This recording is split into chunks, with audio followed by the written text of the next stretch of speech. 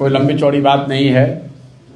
मैं Mithila student union के founding president Anoop जी और उनके साथी आदित्य जी जो उनके बाद प्रेसिडेंट रहे हैं और उनके साथ जितने साथी आज जुड़ रहे हैं सबका तहे दिल से शुक्रिया अदा कर रहा हूं। इनका जन स्वराज परिवार में जैसा अध्यक्ष महोदय ने कहा स्वागत, शुक्रिया।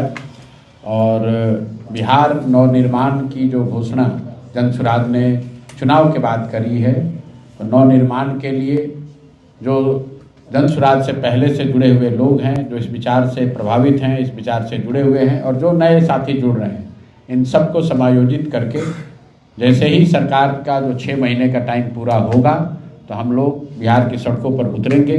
और जो मुख्य बात सरकार ने कही है, हम लोगों ने कहा था 2000 रुपये पेंशन कीजिए, 1100 उन्होंने कर लिया, तो 2000 होना चाहिए।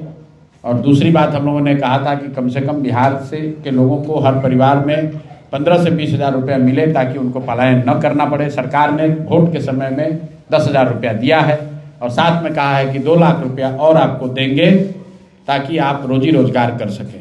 तो 6 महीने का समय है। 1 जून को 31 मई को वो चीज़ खत्म हो जाएगी। तो 1 जून से जन स्वराज जो बाकी सारे मुद्दे हैं उसके लिए तो हम लोग हैं ही, लेकिन जो मुख्य उद्देश्य है उससे हम लोग पीछे हटने वाले नहीं हैं। आपने कहा है कि हर परिवार को 2 लाख रुपए देंगे जो रोजी रोजगार करना चाहता है। तो जन स्वराज जो अपनी ताकत है हम लोग अभी उसी को समायोजित कर रहे हैं। जो पहले की हमारी व्यवस्था है, संगठन है, जो नए साथी जुड़ रहे हैं, सब मिलकर उस समायोजित करके एक नई व्यवस्था बनाकर 1 जून से हम लोग गांव-गांव जाएंगे, हर वार्ड में जाएंगे और जिनको भी रोजगार चाहिए, जिनको भी सरकार ने 10,000 रुपये दिया है उसको 1,90,000 रुपये ये और दें, उसमें लोगों की मदद करेंगे। लोकतंत्र में लोग जब वोट देते हैं तो वो तय करते हैं सबकी भूमिका।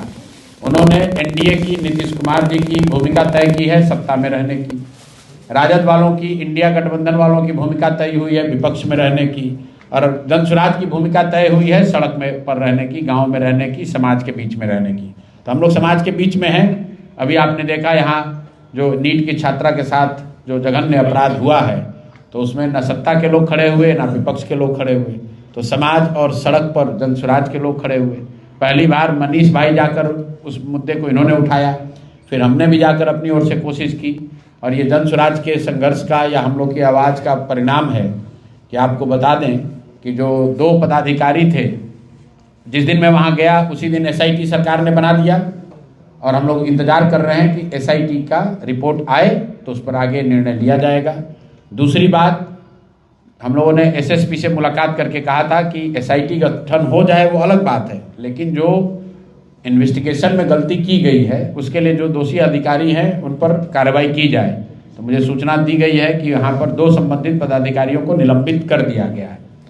और तीसरी बात, कल ही हम लोग के दल के सबसे सीनियर साथियों में एक YV गिरी जी ने घोषित किया है कि उस पीड़ित परिवार को जितनी भी लीगल मदद होगी वो हम लोग फ्री में मदद करेंगे। YV गिरी स्वयं उनका केस लड़ेंगे।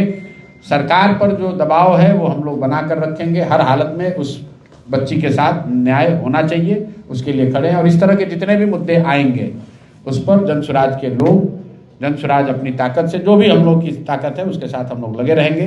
तो अनूप महतिल जी और इनके साथी जो अभी आदित्य जी जुड़ रहे हैं और इनके और सारे साथी जुड़ रहे हैं, सबका स्वागत है। और हम लोग की कोशिश है कि जन स्वराज की समाज में, समाज के मुद्दों पर लड़ाई लड़ने की ताकत को और मजबूत किया जाए और ईमानदारी से समाज के लिए हम लोग खड़े हो सकें, उनकी मदद कर सकें, उनके साथ जहाँ अन्याय हो रहा है उसकी आवाज़ बन सकें।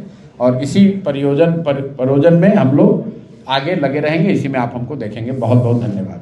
मनीष भाई को अगर कुछ बोलना है तो बोल लो।